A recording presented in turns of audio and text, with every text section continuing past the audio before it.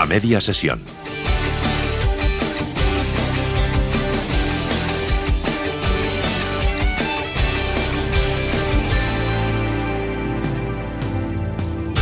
Ahora hablamos de franquicias y es que el 27,1% de las franquicias españolas ya están implantadas en 139 países. La Asociación Española de Franquiciadores, AEF, ha elaborado el informe de la franquicia española en el mundo 2021 después de que no se publicase en 2020 como consecuencia de la pandemia. Un estudio realizado en colaboración con ICEX España, Exportación e Inversiones y la banca cooperativa Cajamar, con datos oficiales que reflejan la realidad de la que vamos a hablar hoy, con Eduardo Abadía, director ejecutivo de la Asociación Española de Franquiciadores. Bienvenido, Eduardo. Muy bien, Ayao. Gracias. Buenos días. Muy buenos días. Bueno, a la hora de analizar los datos a los que me refiero del informe, hay que tener en cuenta la situación en la que nos encontramos. ¿Cómo ha impactado la pandemia del sector, la pandemia al sector de las franquicias? Bueno, como tú bien decías muy bien, realmente no ha sido solo un problema solo en España, sino que ha sido un problema global que hemos tenido todo el mundo, con lo cual, evidentemente, cualquier dato que estemos hablando afecta a cualquiera de los continentes, ¿no? Pues la verdad es que dentro de lo que cabe y dentro de lo que se podía esperar, los datos han sido relativamente optimistas, porque estamos con una presencia en 139 países, cosa que realmente pues hemos perdido un país, creo recordar. Exportamos 307 marcas, que no está nada mal, aunque hemos perdido con respecto al año anterior un 46, pero bueno, al final 46 marcas, pero al final tiene bastante lógica y bueno, estamos cerca de 21.000 establecimientos, que yo creo que no está nada mal. Nada mal, porque aún así las franquicias españolas pues continúan apostando, ¿no?, por esa internalización en sus estrategias de crecimiento. ¿Cuál ha sido la conclusión principal del estudio? Bueno, yo creo que es un estudio que ha madurado mucho los mercados, ha hecho que las marcas hayan, en cierto modo, recalificado esas zonas de expansión internacional y que han estado a expensas también un poco de la evolución sanitaria, porque lógicamente, como te decía antes, no solo ha sido un problema en nuestro país, sino en el resto del mundo, con lo cual, creo que es optimista los datos. Efectivamente, y además, según los datos del estudio, pues la franquicia es un modelo de negocio con un gran potencial para crecer en los mercados internacionales. Correcto, y hay siempre algunos sectores que son más innovadores y que son más agresivos comerciales que en otros, pero creo que al final el sector de moda, que es el que tiene más potencia en ese aspecto, luego restauración y belleza, han llevado un nivel importante de crecimiento.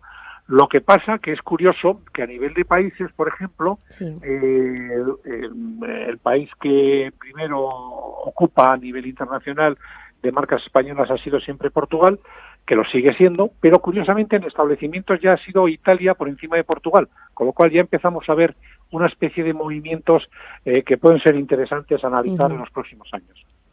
Y Eduardo, ¿cuáles son, aparte de Portugal, ¿no?, cuáles son esos países que suman un mayor número de establecimientos abiertos por las franquicias españolas? Por continentes, ¿cómo podemos también distribuirlo? Bueno, pues si son por continentes, pues mira, te puedo decir que en Italia, por ejemplo, ha sido entre los 10 primeros está Italia, que es europeo, Portugal, luego viene México, que es Latinoamérica, luego viene Francia, es decir, luego viene Brasil y Argentina, con lo cual los dos mercados más interesantes a nivel global son lo que es europeo por un lado, que es un mercado mucho más maduro, con la proximidad de Portugal, y también hay que considerar que Andorra es otro país, pero está dentro de nuestro país, por decirlo de alguna manera, pero es un país distinto, y luego están los países latinoamericanos, que lógicamente tienen una importancia alta. Pero no debemos olvidar como países como Rusia, Polonia, incluso Venezuela, tienen establecimientos un nivel muy importante. Y si hablamos de esas, 307 franquicias españolas que hay repartidas por los cinco continentes, si hablamos de los sectores, ¿cómo han evolucionado los sectores? ¿Cuáles son los sectores que están encabezando el sector en España? Pues, ¿a nivel internacional sí. o a nivel nacional? Sí, a nivel internacional. A nivel internacional, como te decía anteriormente, los primeros han sido los de moda, con 80, hostelería y restauración 54, belleza 42 y tiendas especialidades 5. Son los 4 sectores más representados a nivel mundial, que son el 61% de todos. Y claro, en España, ahora sí que sí, ¿en España es igual o son diferentes sectores? Bueno, hay un paralelismo bastante grande. Lo que pasa es que ahora mismo no podemos dar los datos del año pasado porque todavía no lo hemos podido realizar. Este único es el primer estudio que hacemos el año 2021, después de un trabajo bastante ímprobo, porque no ha sido fácil durante un año y medio, como todo es bien sabido, y que yo creo que en pocos meses podemos tener el informe nacional. Pero los datos son muy parecidos en cuanto a sectores, porque al final son los de moda y restauración, son los que más llevan, y luego los sectores de servicios y belleza. Eso está claro.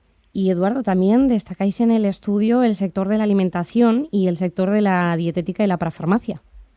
Correcto. Bueno, el sector de la alimentación, curiosamente, el año 2020, eso sí que es verdad que a nivel nacional, pero bueno, desde un punto de vista de consumo individual, pues ha crecido de una manera importante, ¿no? Ha habido marcas que en algunos locales o en algunos países han desaparecido, lógicamente, pero por ejemplo a nivel nacional, que ahora quizás es meternos un poquito y compararlo a nivel nacional, el sector de cadenas de alimentación, de distribución alimentaria, han facturado unos niveles importantes, con respecto a otros años. Y si hacemos referencia a otra parte también del estudio, muy interesante, por cierto, que habla de las comunidades autónomas que, más exportadoras en cuanto a franquicias en España. ¿Cuáles son?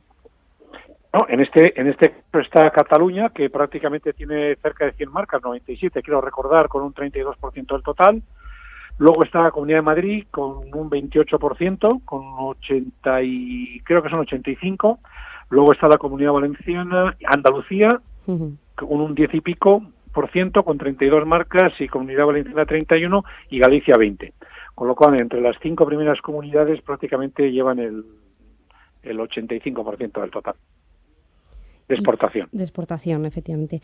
Y además, pues si hablamos del sector de franquicias en general en España, ¿cuáles son los siguientes pasos a seguir? ¿Cuáles podríamos decir que es el siguiente paso que debería tomar ahora el sector de las franquicias en España? Bueno, el sector de las franquicias en España ahora mismo estamos en una situación, que estamos un poco en cierto impasse, pero lógicamente el sector de la franquicia tiene unas grandes como digo yo, razones de crecer muy importantes por el tema de la adaptación, el tema del saber hacer el know-how, el tema de adaptarse tanto en productos y servicios, lo que es el consumo final, con lo cual, en el momento que el nivel de seguridad vaya aumentando, yo creo que vamos a crecer de una manera muy importante. Ahora mismo estamos con un nivel de mantener, como es lógico, los locales que están abiertos para evitar que haya tenido que cerrarse a medio y largo plazo, pero sí que es verdad que ahora mismo el sector de la franquicia creo que está en una buena línea para poder crecer en los próximos años. Y además, Eduardo, la pandemia en general pues nos ha enseñado mucho, ¿no? ¿Cuáles son las conclusiones o, podríamos decir incluso enseñanzas que saca el sector tras el impacto de la pandemia?